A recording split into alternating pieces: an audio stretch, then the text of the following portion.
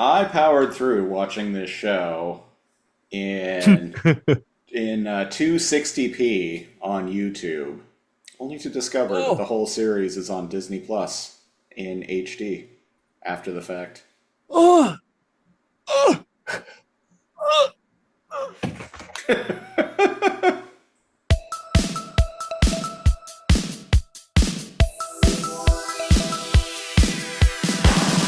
Lazor Comb.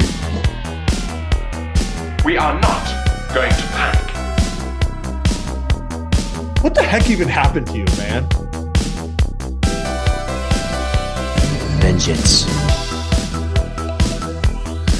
Shrimp Daddy! Ha ha ha ha! Give him a hockey stick! What am I, fucking magician, man? Am I some kind of fucking magician, man? Fucking nerd. Whatever. It's not like we're professionals anyway. And I'm not sorry anymore. Time to big brain. Every day, yes. What is the airwolf of trains? Greetings, fellow Canadians and our friends from wherever else you may be from. Welcome to episode 132 of the Lazor Comb podcast, the show where we comb through random episodes of classic TV with a fine-tooth laser. I am, as always, The Siege, one of your hosts. And I'm NeoCal, your other host. So go get your Timbits, your double doubles, elbows up.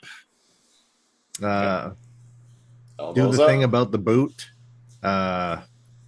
And don't forget to shave your beaver because we're almost done with Canadiana Month. Yeah, that's right. This is the final installment of Elbows Up Month, where we cover shows, not only Canadian shows, but shows that are actually set and explicitly set in Canada. So far we've done Corner Gas, which was set in Saskatchewan. We've done Schitt's Creek and Kim's Convenience, which were both set in Ontario. One in rural Ontario, and Kim's Convenience, I believe, being set in Toronto. And, well, we're from British Columbia. So I wanted to kind of cap things off with a show that's actually set in BC. In this Which case, is why Vancouver. we're covering beachcombers. Which is why we're covering the Beachcombers. Now, this week on the Lazor Comb podcast, we are talking about Da Vinci's Inquest.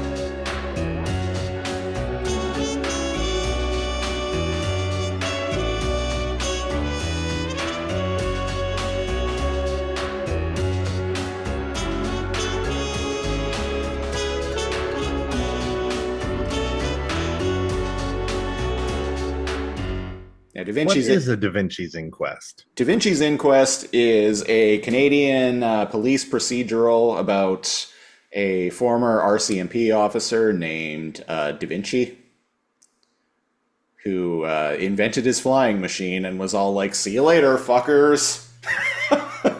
David Vincenzo, detective, He used to be a cop. inventor. He used to be a cop, and then he quit that to become a crime-fighting coroner for some reason. Which, I don't know what it is with... there's a couple of shows that make... Coroners seem coroners or, forensic investigators seem like the real heroes. seem like they're out in the field, chasing down bad guys and following up leads. Yeah. Which is not how that works at all. They... Even what was it?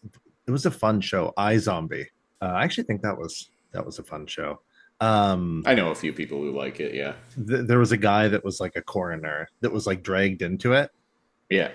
to help the main character. Well, Um, there was a show called Quincy M.E., which was about a crime fighting mm, coroner. This show is Forgot about a about crime. Quincy. This show is about a crime fighting coroner. And, well, the CSI franchise is, they're not coroners, but they're forensic investigators. They're people who typically aren't out in the field fighting bad guys. So what you're saying is frontline investigators Yes. interviewing suspects, following leads. Yeah, Yeah. because, I ain't no doctor over here. But I don't think a coroner is going and interviewing a like potential murder suspect. I think they. Yeah, if you're like a lazy coroner. No, what you need to do is eat people's brains and gain their memories. That's why I can't watch I Zombie. Is the whole eating brains thing is a big nope for me. There's a whole lot of cannibalism in the show. Yeah, cannibalism period in movies and TV is just a big old nope for me. How do you feel about Hannibal? I don't watch it. Good. I will say I really like that 1986 Michael Mann film Manhunter, which was the first film to feature the character of Dr. Hannibal Lecter. He was played by the great Brian Cox. Oh, From I didn't know that. Yeah, Brian Cox. He's famous for a lot of things, but I think the thing he's most known for lately is that show Succession. Oh, Yeah, so he, in a very stylish crime thriller from Michael Mann in the 1980s, played Hannibal Lecter. huh. The movie Today I learned. Yeah, that movie was later remade as Red Dragon with Anthony Hopkins in a movie that is vastly inferior to Manhunter. Oh, is it? Yeah. I've watched it once and I was like, I liked the memes with like forcing somebody to watch boring slideshows. Look at look at it. What do you see? Actually, it's funny. I mentioned CSI. Manhunter also stars William Peterson from the main guy from CSI, like the OG. Oh, Yeah, he plays the cop that was played by Edward Norton in Red Dragon. oh, Or the cop, what's his name? Will, I think. The cop from the show. The show Will Hannibal. Forte. Will Forte. Okay, this is bugging me now. Uh-oh. Manhunter. Anyway. William So we're covering Manhunter today. William Peterson as FBI agent Will Graham. That's right. Anyway, Manhunter. Great movie. Highly recommended. Today I learned. Go watch it out. I think you're going to love the very 1980s aesthetic of it. It's a very stylish film. Okay. I've got a 1995 movie for you. Now, Okay. there are a lot of movies called The Hunted. Okay. You want to watch the Hunted starring Christopher Lambert. Oh, Okay. I'm already on board. Yeah. Accidentally sleeps with a ninja woman who left the clan. This is set in like modern era-ish, so 1995. Yeah. Inadvertently gets involved with ninjas versus samurais, and it has the best train fight in any movie I've ever seen. It's rated low. Christopher Lambert kind of has like the Last Samurai deal in that, like, you know, he ends up being like trained by samurais who oppose the ninja clan. It's a wild movie. I actually think it's really good. All the review sites say it's terrible. No one's ever watched it. Check it out if you're a Christopher Lambert fan and you want to see him learning the ways of the samurai while ninjas try to fight him. And it's not like a campy movie at all. It is the best sword fight scene I've ever seen. Oh, and it had young Joan Chen in it. Yeah. Sweet. It's one of those ones where I don't care if people are like, man, that movie was like bad. Nope. It's like one of my favorite, like in quotes, bad movies. So there you go. Watch Manhunter and watch The Hunted. I'm gonna There's leave. something maybe we'll do for Patreon, I'm gonna since leave. neither of us have watched the other the other movie. I'm gonna leave that tab open. I'm intrigued. Well, that was our review of Da Vinci's Inquest. If you want to support the show, go to patreon.com/lazorcomb. No, we're gonna get into talking about Da Vinci's Inquest real quick here, but we're gonna take a quick break and be right back. All right, who wants to earn some danger pay? Boat fare for the wife. All you have to do is go down in the tunnel with the nitro and set the charge. And my wife, you pay both? Okay, I do very good. You see.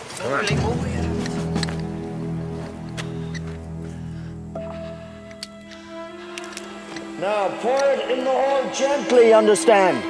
Any little bump and that stuff will blow. Damn it, that's the third one we lost this month. Cochran, get another volunteer. I went back in again, but I lost many friends. They say there is one dead Chinese man for every mile of that track. That's what they say. And so, Da Vinci's Inquest, to get back into it, crime-fighting coroner, ex-cop. He's got friends who helps him out. He's got friends, a bunch of old dudes that get to the bottom of things. Yeah, detective, some detectives. Also a dad. Also a dad. His daughter in the show is played by a young, fuck, why am I blanking on her name? Jewel State. State, yeah. I looked her up. She would have been like 16 at the time. Oh, so she's playing about an age-appropriate role. I think that's around how old she's supposed to be here. But I remember when I was watching earlier, I was like in my like 160p like quality copy. So, folks, if you're listening, yes, you can watch Da Vinci's Inquest on YouTube. Yeah. If you're okay with not recognizing any of the characters, if they're further away than just a face shot. Or you can watch it on YouTube and then find out, like we did, that it's actually available in high definition on Disney Plus. Yeah. I'm like, motherfucker. God damn it. But anyway, so when I saw... So of course, we went and rewatched the episode on Disney Plus. Oh, of course. Yes. But yeah, so I kind of recognized her in my 160p quality copy, and I'm like, is that Jewel If you State? like squint your eyes so everything like blurs slightly, like natural anti-aliasing is what I like to call it. You can tell it's Jewel State, yeah. Yeah. And yeah, there's quite a few people. If you watched Canadian TV in the 1990s, because this show ran from 98 to 2005, I think. If you watch Canadian TV in the 90s, you're going to see a lot of like character actors that you're like, hey, I know that guy. Yeah. You're going to see a lot of, hey, I know that guy. But can't necessarily place exactly where you know them from. A lot of Canadian TV is like that. Yeah. I mean, it's what happens when, you know, like basically everything is either produced in Vancouver or Toronto. You start to see the same actors pop up in a lot of different things. Mm-hmm. Not even just Canadian TV either, honestly. Like, go back to like the 2000s and all of those like sci-fi original shows like Stargate, like Eureka, Sanctuary, all of those shows. You would see a lot of the same people popping up in all of them. Mm-hmm. What might be a main character in one is like a recurring character in another. Yeah. Yeah. Not that there's anything wrong with that. So the gist of this episode is they find a 15-year-old girl shot in the chest. Yeah. Looks like she died quick, right to the heart. But it happened during or slightly after a like a house party Yeah. where the parents were gone. Oh yeah, parents are out of town, party, woo. And we come into the scene like as like Sir Mr. Da Vinci himself, and they Mr. Da unravel Vinci, the big mess. We need you to crack the code of this murder, potential murder, potential suicide. So, because this is a procedural, it's not really worth it to like cover everything beat for beat. We can talk about the strokes though. The broad strokes, yeah. Was it suicide? Was it a guy that she was like close with and in love with?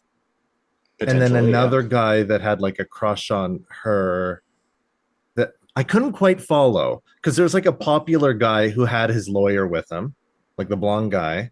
But then there's like the brunette kid who everyone at school blamed, right? Well, it was the smart, like nerdy, like intellectual guy that everyone kind of didn't like because he came across as a bit smug. He had the lawyer. The other guy was the victim's brother, who didn't like him and wanted him to stay away from his sister. He was being overly possessive. Right. Okay.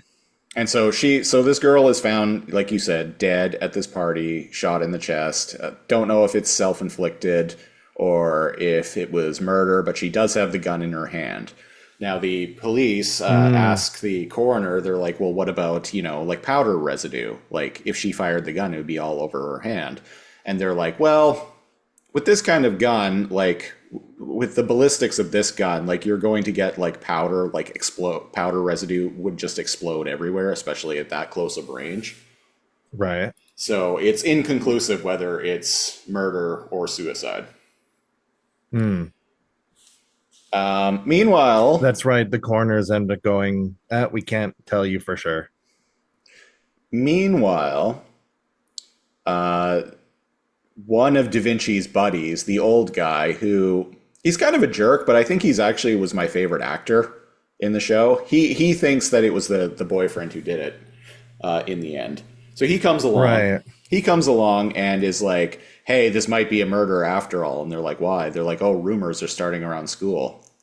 They're like, well, we can't really go off of rumors. It's like, this one girl named Shelley something, right, is saying that she saw the victim arguing with a guy at the party.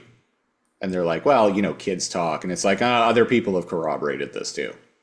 Okay. So they go and interview this girl. This girl points them in the direction of the snotty, like, intellectual guy. Yeah. She that's points. Not her boyfriend?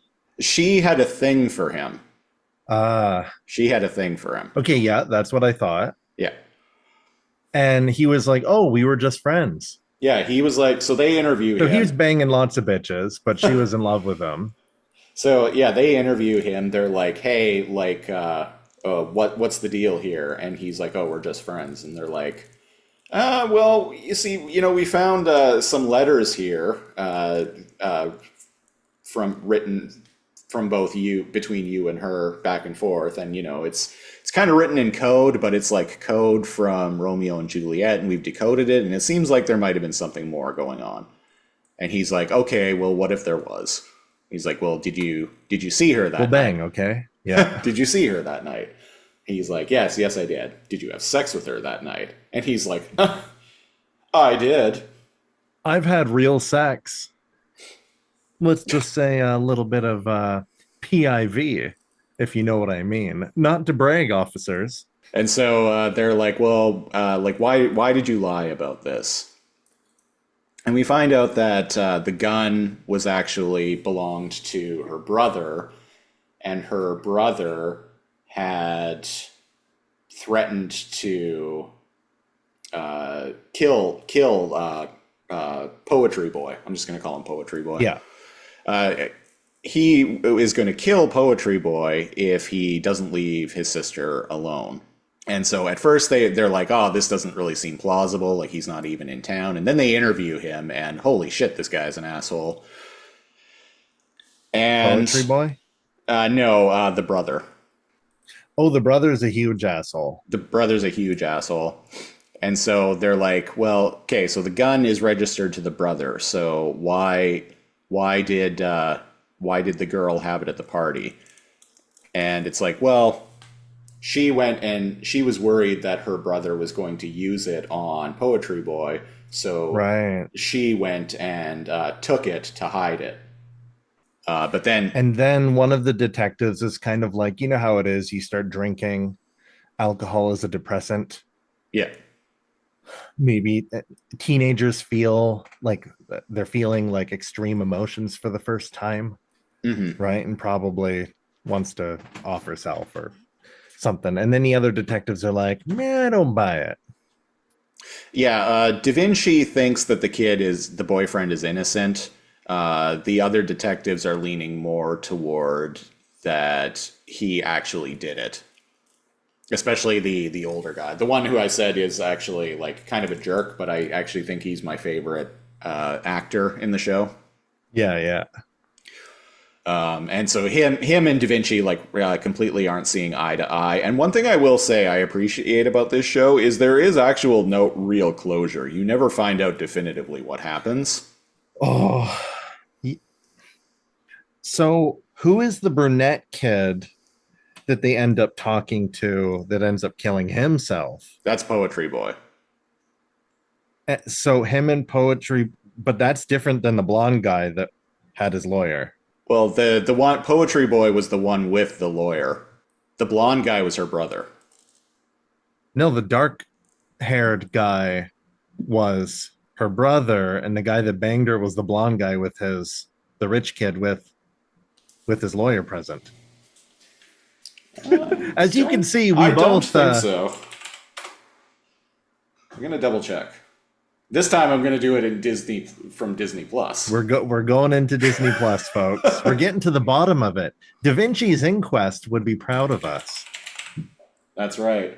See, I think I may have actually liked this show more than you did, just based on some of our interactions earlier. No. Oh yeah, sick theme song.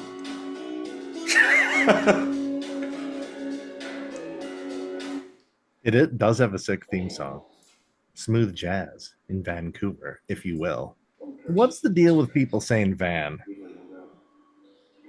I know what they mean, but... Yeah. Okay, so you're right. I don't know who the blonde kid here is, then. That's the guy that actually had a sexual relationship with her. With the lawyer? The guy with the lawyer. Which the lawyer, by the way? Would.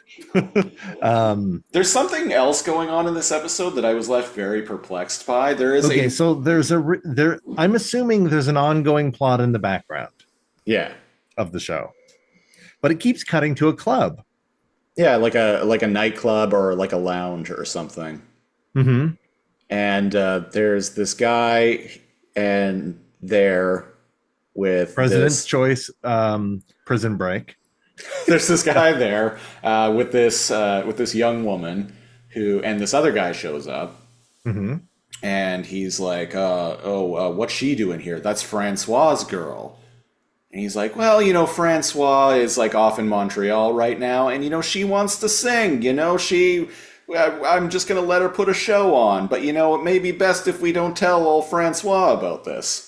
Maybe I get a little gluck on the side and Francois's none the wiser. And we cut back to this a couple of more times. And finally, at the end of it... he's like, hey, I took care of that narc. He's like, oh, what did you do with him? He's like, oh, I offed him. He's sleeping with the fishes, you might say. Let's just say he's sleeping with the fishes. And then the guy, Prison Break...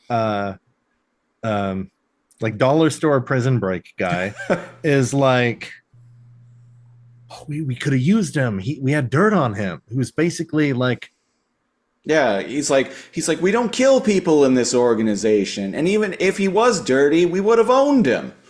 Yeah, yeah. I get the feeling that guy's undercover? Question mark? Maybe, but this has nothing at all to do with anything else in the episode. These Nothing, characters, not a single character crossover, nothing to do with the suicide, nothing to do with the high school, nothing to do with the second suicide. Yeah. I think neither were suicides, but I'll get to that.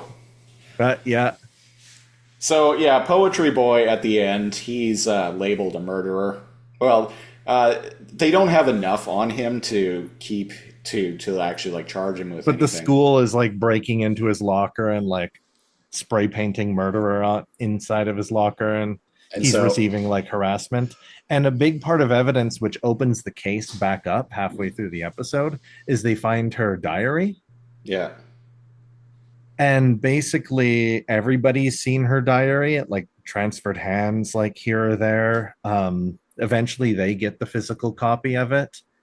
And she's basically the blonde, like rich kid, like gave her the D enough that she like became addicted and thought they were in love. And I'm guessing the guy that everyone's blaming it on liked her, but it was unrequited and she didn't like him back as much or whatever, or he was envious of Blondie like laying and there was a part there must have been something going on between them though, because there was a part of the diary, like his diary, that was coded to a point that like they couldn't get into, they couldn't figure out. And they were like, oh, you just got to tell us like what's in there. And he's like, no, I can't do that, it's private. But they figure it out eventually. And like at the very end, code breakers. They like, hire Alan Turing himself, and he busts into that diary. They're like, we got into it. It's really like deeply intimate and personal, like and stuff. And it seems like they really, really loved each other. I thought one of the guys was like, that sounds like stalking. Because she doesn't mention the other guy. She just mentions the blonde guy in her diary. But he mentions her a bunch. And that's why he was like a suspect. And well, maybe clearly, well, the secretary at the end. This is an hour-long show, folks. The secretary at the end did say, she's like, oh, just based on what's in the diary, they truly like really loved each other. So let's presume there was something going on there. She slept with blonde guy. And the other guy's a suspect because, you know, he had a problem with it, like Romeo and Juliet. And like Romeo and Juliet at the very end. Oh, yeah, by the way, we forgot to mention Black Arachnia. Oh, yeah. So Venus Terzo is one of the detectives in the show, and she did the voice of Black Arachnia in Beast Wars. Mm-hmm. So there you go. Yeah. There's some more Canadiana for you. Let's see here. The short-haired, like, secretary chick in the detective's office.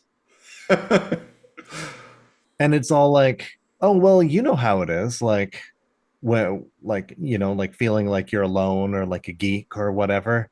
And Mr. Hotshot, like, turns around and he's like, oh, were you a geek in high school? And she's like, oh, well, everybody thinks they're a geek at one point or another. Well, I thought I was cool. I like me. Yeah, I liked me. At the end of the episode, yeah, he Poetry Boy is all like, and they break into his locker and like write murderer, and they all kind of like gang up on him. So he's getting harassment at school. They all kind of gang up on him in front of his locker, and we don't really see what happens after that, but we do see all of a sudden he is hanging in a park, which I was kind of disappointed by. I was like, "Aw, poor kid." So, what's your theory? Because they kind of go, "Well, there you go, case closed." Like the murderer, killed himself out of guilt. Well, and Da Vinci and Grumpy Cop still aren't on the same page, because Da Vinci is like, you see what that is right there? That's love. And Grumpy Cop is like, to me, that looks like guilt. So even at the very end, they still don't agree whether he did it or not. Yeah. I can tell you my theory. Okay. Odd that blonde guy immediately lawyered up. I feel like blonde guy is fucking multiple chicks. And this chick found out that he was. And thought like she was special and they had something going. Because he's just like, oh, I don't have a girlfriend, but I have lots of friends that are girls.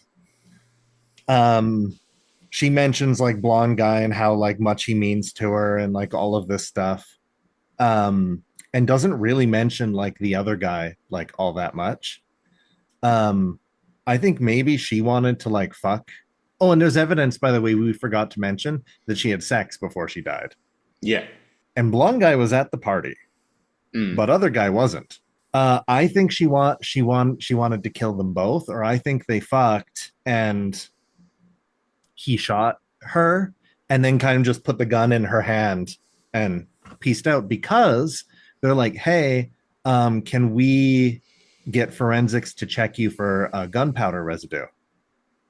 And the lawyer's immediately like, no. Yeah. If he wasn't guilty, yeah, that's not something a guilty person does. That's not something an innocent person does. Guilty person doesn't, a high schooler doesn't immediately have a lawyer. Yeah. And a guilty person also doesn't say no to something that could clear their name. Exactly, yeah. Unless it could potentially release the Epstein files. Why would I release them when I have nothing to hide? Wait. So there's that, right? I feel like the other guy liked her and was kind of like hurt. And again, I remember what it was like being like, you think you're the first girl or guy that you love is like the one and is like the most important.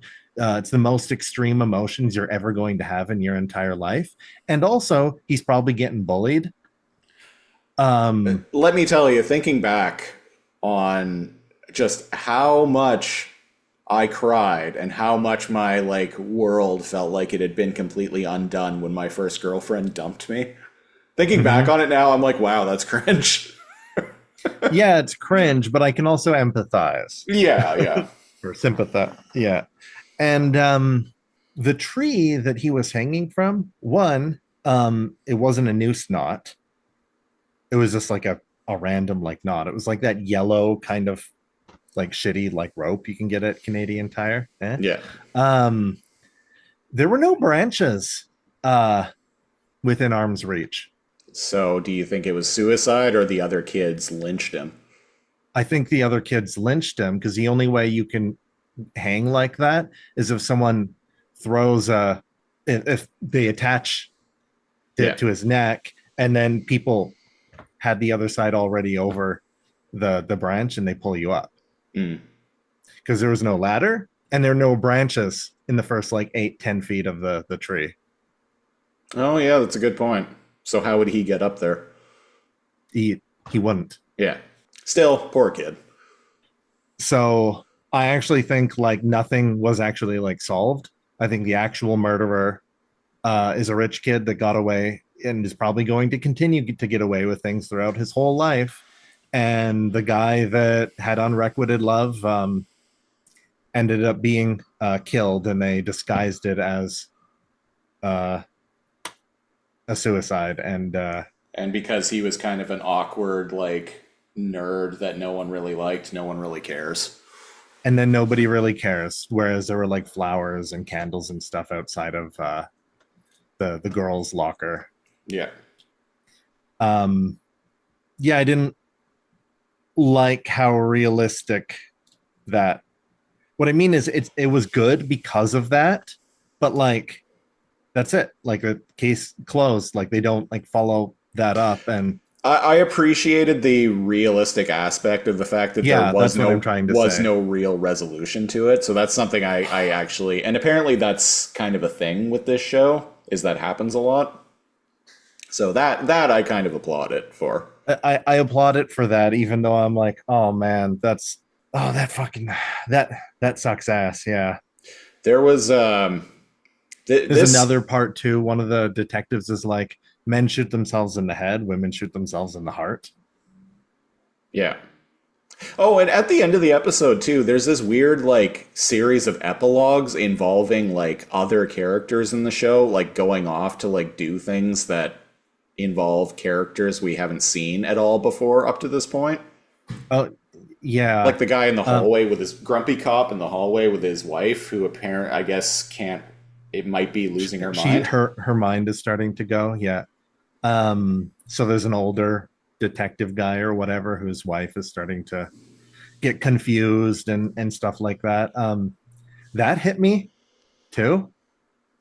Like that's kind of like there's a lot of brutal shit in this show. So Da Vinci has shared custody with his daughter. Yeah. Jewel State. Yeah. And she's staying home from school. She's not going to bed at night. Oh, right. And that then he catches her with a boy in her bed at the end. I actually love how he handles this. So he comes home, he decides to come home early because his boss tells him, he's like, hey, sees a dude's shoes hastily taken off at the door. Why don't you take the rest of the day off? And he's like, you know what? I think I will. So his daughter's not expecting him to be home.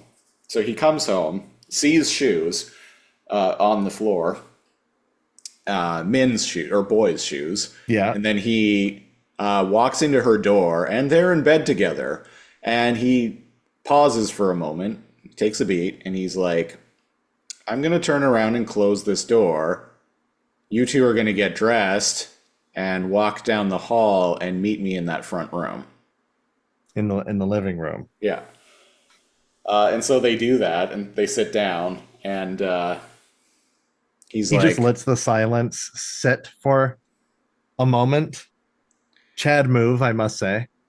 And then he's like, aren't you going to introduce me to the strapping young man or something like that? Is there any reason you haven't introduced me to this fine young man? Yeah. And she's like, Daddy, this is Keith. Oh, and the way he reacts, he's like, Keith, huh?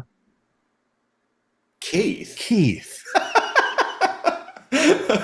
With like a disgusted face, like his name's Chadwick or Chadley or something like that. Oh, and her mom, who we didn't even talk about, but her mom is a character in the show too. It seems like she's also like some kind of, and like, they kind of have a good relationship. But the girl's mom calls and he's like, oh yeah, something's going around at the school. Jewel's home early today. Yeah, she's not feeling well. I guess, something's going around. It's like a petri dish at a school. So he's actually covering for his daughter on this, which I found interesting.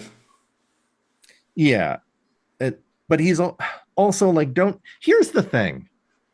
Kids are gonna feel kids, like everyone under 20 is basically a kid to me, but like whether you like it or not, they're gonna be fucking. But in the very least, don't skip school to do it. Come on. That might be That's the most. My winners don't do drugs. That might be the most old man thing I've ever heard you say. Well, if you kids are gonna fuck, at least don't skip school. If you're gonna go out and make whoopee, at least don't skip school to do it. Back in my day, it was uphill both ways in the snow to school, and we fucked before or after school. In the snow, uphill, both ways. Both holes. Nobody even worried about ass to mouth back then. One thing that did kind of hit a little, not close to home, but one thing that definitely like stirred up some memories for me watching this episode was back when I was in my mid-teens. I had just moved to a new town and started going to school, and like a couple of weeks after the school year started, a girl at my school, I didn't really know her very well. In fact, I can't even remember her name. But she ended up being accidentally killed at a party. Oh, geez. Yeah, she was like, I think like 16 or 17. And what had happened was there was a party going on. Her and a guy were like doing ecstasy and engaging in some kind of rough play, and he accidentally strangled her. So, or was it accidental? I think Here's the thing. I think it was ruled an accident, but he definitely went to jail for And it. then as the accident was happening, he'd be like, "They'll never know." No, I'm just. But what I mean is, like, it's actually quite impossible to tell. Yeah. So. Oh, that sucks.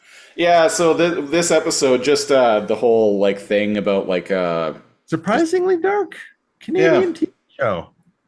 So the plot of this episode kind of just brought some memories back involving that whole thing. Yeah, there was a girl in my high school that committed suicide. I can't remember the details of how.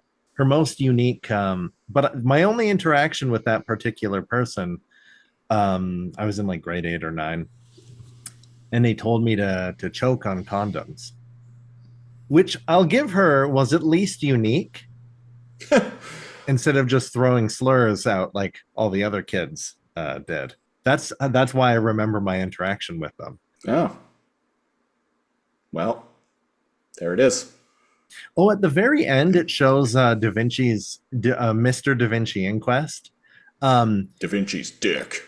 Da Vinci's dick. That's the knockoff. When you were like, it shows Da Vinci's. Just Da Vinci's dick. Inside of a puzzle box. Not dissimilar to the what's the box from Hellraiser? What's that puzzle box called? It's got a funny name. Yeah, it's got a. You know what it is. I the Orichalcum Da Vincium. The paint, the relement, the fuck it. The madness engine. The box from. This is what we do on the podcast here. People deal with that. This is what we do. Lament configuration. Because you lament figuring it out. What the hell? Oh, at the end, did you catch how you catch the characters doing different things? There was like a high school like motivational like speech. Yeah. And he was basically like, "Hey, the hardest your life will ever be is now." And I'm like, wow, I've never heard an adult fucking admit that ever. They're like, "Oh, well, you don't have to work and like pay bills and blah, blah." I remember what it was like being a kid and going to high school. And even like elementary school. No, that is the hardest my life's ever been. Yeah. So to see like a boomer, like actually like tell that to like and I'm presuming this followed the second suicide, because everybody kind of looks like they're not okay. And he's like, you get through these years, you reach like 21, like you can, your whole world like opens up and trust in that everything gets better. I kind of liked that they closed with that. Impossible for a teenager to understand that, but I found that to be true. Well, we're going to take another break, and when we come back, we're going to decide whether or not we're tuning in next week. We'll be right back.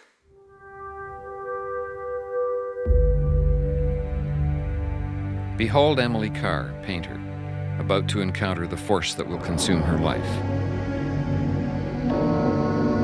How tightly they sealed their secrets from me, humble and pleading before the great trees, awaiting the invitation from the Spirit to come meet me halfway. Nothing is still now, everything is alive. At last, I knew I must see through the eye of the totem itself, the mythic eye of the forest.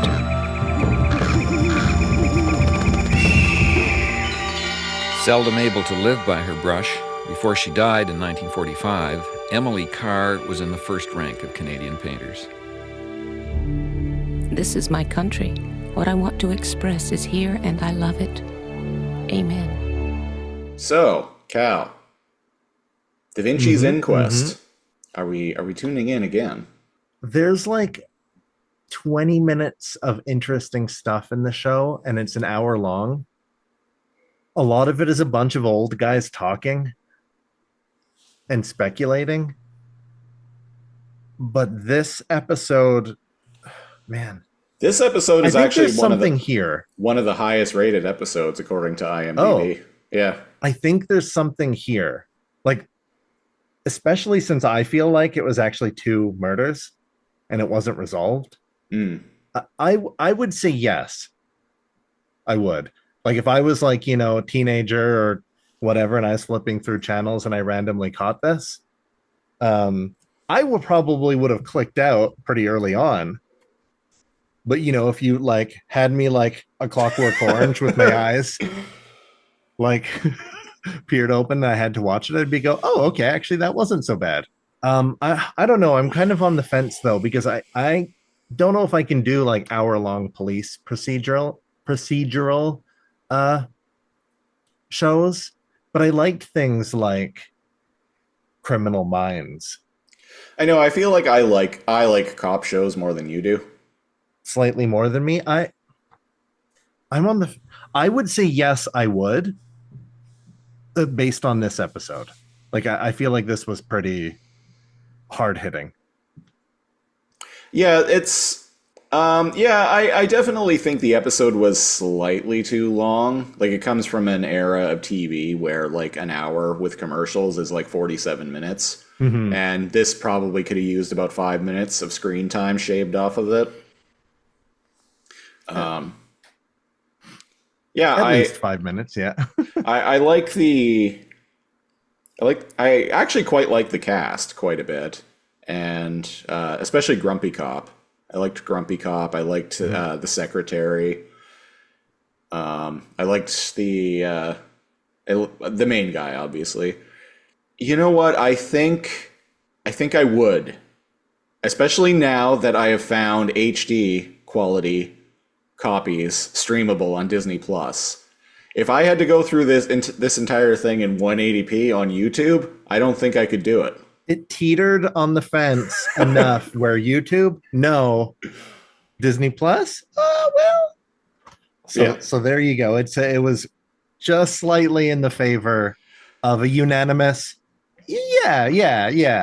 The quality was so low. There was literally a scene where Mr. Da Vinci was like standing like in a doorway or something, and it was so like there was so much artifacting. His face didn't move while he talked. There was a scene where the background was dark, and I didn't know what 2 characters were talking. 180p, never again. I kind of want to know. Kudos to the person who uploaded all of Da Vinci's Inquest on YouTube, though. I kind of want to know what's up with nightclub lounge mobster guys, right? Like what? Which we could only do if we watched the show. Yeah, that's the only way that's possible. Well, there you have it, folks. It sounds like we hypothetically would tune in again. Hypothetically, we would tune in as long as the quality was higher than 480p. Well, that was episode 132 of the Lazor Comb podcast. If you want to support the show, go to patreon.com/LazorComb. LAZORCOMB. Starting at the $5 tier, you get access to our bonus weekly Patreon exclusive podcast, the Cal and Siege Super Show. Episode 100 of that has just dropped. Changed the name. And at the $10 tier, you get that. Plus, you get to pick a show for us to review a random episode of on this very podcast. So if you want to get in on that, go to patreon.com/LazorComb. Join the Discord. Link in the description as always. Buy a t-shirt. Link in the description. We will be back next week with episode 133. Yeah, we'll be back next week, but it's going to probably be later in the week because schedule changes are coming. Podcrafts are probably going to start dropping on Fridays or Saturdays now instead of the typical Monday or Tuesday, just because, well, I'm getting a new job. New job, new schedule. Yeah, so episode 133, we're starting a new theme for the month, and that theme this is Cal's suggestion, and I'm calling it Space Shit. Space shit. It's all shows set in space. That's the common denominator, and we're going to aren't Star Trek. that aren't Star Trek and aren't Star Wars. I'm going to say this now. I never ever. I don't care how many million Star Wars TV shows Disney Plus shovels out. I don't even know how many there and then are. Cancels after 1 or 2 seasons. I never want to review a Star Wars TV show. What about Little House on the Prairie? That's Omega level tier. That will be like the final episode of the podcast. Episode 722, when we're covering what did you say earlier? Dr. Quinn. Dr. Quinn, Medicine Woman. Yeah, and Little House on the Prairie. And oh fuck, what else from that era? Lonesome Dove, the series. Just stuff like that, like nah. We've come to the point where we're like, no. The out of the slew of shows, we might as well try to choose ones that are watchable. Yeah. That's probably why we will never say give us your worst shows again. Because truly we have tasted hell. No, because in the past I have been all like, really, like, rake us over the coals. Like, give us something truly awful. And, some of you really showed up for that. Some men just want to see the world burn, Master Wayne. Some of you really, like, showed up for that. Probably a little too much. So, sadists, truly. We've learned our lesson. Yeah. Yeah. So we're only gonna try and stick to things that we not just enjoy, but things that seem like things that we could potentially like. Yeah. Which is why we went with space. Space, yeah. We like sci-fi stuff. Yeah. Space is fun. Up on the docket, we've got Babylon 5, Space Above and Beyond, which is a show that I remember seeing reruns of like 25 years ago, and I remember it being good, but I don't really remember anything about it. I never watched any of that. We got the Battlestar Galactica series from the 2010s, and Lex. In the late 90s into the early 2000s, Lex. Yeah. Not necessarily in that order, because I like to go chronological order, and I fucked that up when I was talking about the shows. Oh, we're going to have to record this whole thing now. Oh, yeah. From the beginning. One take. I don't make the rules. Yeah, if you had one take, one opportunity, would you edit it? do not miss your chance to go, because opportunity knocks once in a lifetime. Yeah. Is that the lyrics? Yeah. All right. So Battlestar Galactica, Babylon 5. I'm going to hit screen share. The Babylon. You know, I've never watched any Babylon 5.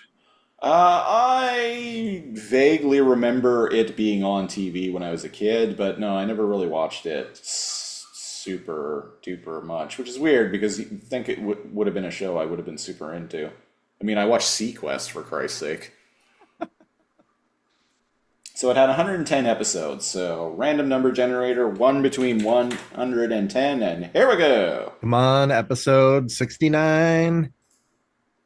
17. 17?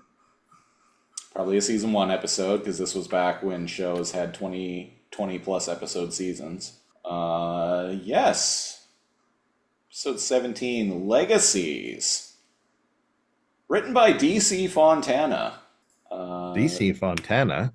DC Fontana, yeah. She was a writer of several Star Trek shows, and she also wrote... Is that why the name is... What else? She also wrote that... it's not an episode we're terribly fond of, but that episode of Reboot with the Star Trek characters. Right, yeah. She wrote that. Oh, Larry DiTillio was a writer on Babylon 5. Larry DiTillio wrote for Beast Wars a lot. Yeah. Huh. Interesting. Look at the writers going on this. I didn't know. I was unawares. Taken unawares. I'm a fool. All right. Well, we'll be back next time with that. And until then, I've been Christopher Siege, one of your hosts. And I'm NeoCal, your other host. Thanks for listening. We will Da Vinci treasure you next time. And may you Da Vinci, may the Da Vinci quest for Curly's booty. gold. There we go. May you Da Vinci quest for Curly's gold never end. Wow, there's a mouthful. Is that it? Yeah. Oh, I stand by it. City Slickers 2, The Legend of Curly's Gold. That's it. Yeah. All right. Bye-bye.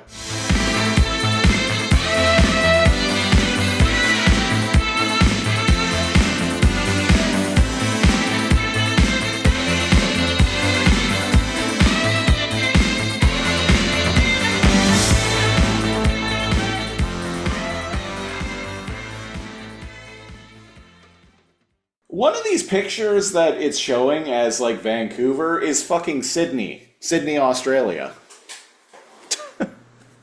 Oh, so one of the Dork Tales games I'm in, we kept running into that too. I'm like, this is your background to Sydney. And they're like, what? Oh, they're close enough to Vancouver. I'm like, no. Like Sydney, Australia. Like you could see the Sydney Opera House like in the background. How did they not pick up on that? It was far further into the city, and like the image was mostly behind them. Yeah, but I mean it's kind of iconic. Yeah, yeah. Like I've never even been there, but I know a picture. I know what Sydney, Australia. A picture right when I see it. There we go. I got Da Vinci's Inquest background.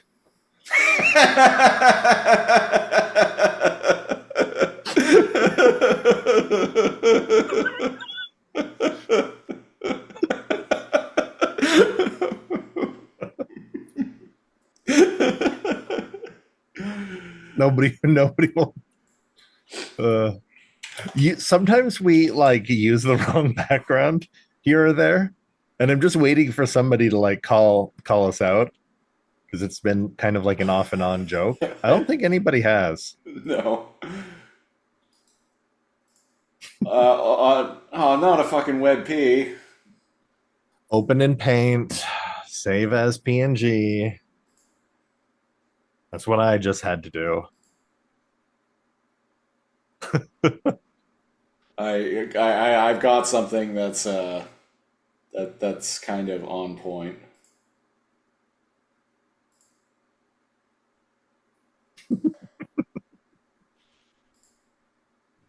There we go. Change background to Da Vinci. Da Vinci Code. Say nothing. No explanation. There we go. Just go in Photoshop and change that to Quest. So the Asylum came out with around the time the Da Vinci Code came out with a mockbuster called the Da Vinci Treasure. When was that? Like 2006. I remember people accidentally renting that. Oh yeah, yeah, it worked. The Asylum's business model of like shoveling out like a low budget like direct to video movie before that has a similar title to something that's coming out in theaters. It worked. It fooled people. Like, do you know how many people rented Transmorphers? Yeah. And I'm like, hey, did you look at the back of the box? I'm like, this is not the new Transformers movie. So much so that it was on like the new release like wall, but like there were a lot of them. I remember turning to, oh god, Karen, Kim, whatever the the Terminal Avenue fucking manager was and being like, why do Karen? we have like 12 copies of Transmorphers? And she's like, yeah, I'm not sure even what that is. I'm like, you're part of the problem. Yeah. People There bought it. was one couple that was like, oh no, we know. And I'm like, you realize this is like just meant to like trick you into like renting it? And they're like, yeah. And I'm like, oh, okay. Well, don't say I didn't warn you. Mad respect. Right? Films We know. Films made by the Asylum. By year. By year. Da Alien- Vinci treasure. Alien Abduction. H.G. Wells' War of the Worlds. King of the Lost World, which was I remember the War of the World. Yeah. Legion of the Dead, which was a riff on the Mummy films. And Snakes on a Train. I remember Snakes on a Train. That one was so blatant that I had to watch it. I was like, okay, you sons of bitches. I'm watching Snakes on a Train. I don't remember anything about it, but I remember Snakes on a Train actually being kind of fun. Which Snakes on a Plane, I don't think like leaned into the like silliness that its title. It should have. It should have, but It did a bit, if you recall, like guy being like, "What? Of course I can land this plane." Is that Snakes on a Train? Of course I can land this plane. I played PlayStation or something like that, and I'm like, okay, yeah. A video gamer is like, let me fly this commercial airplane. Oh yeah, it's like of course I can land this plane. I played motherfucking GTA. Yeah, or something like that. And it was, I'm tired of these motherfucking snakes on this motherfucking plane. But I also feel it wasn't a great movie. The Da Vinci Treasure, When a Killer Calls, which was a riff on When a Stranger Calls. Yeah. Pirates of Treasure Island. Mm-hmm. Hillside Cannibals, a riff on The Hills Have Eyes. Oh, I remember that. They even made a 9/11 mockbuster. Oh. Called the 9/11 Commission Report.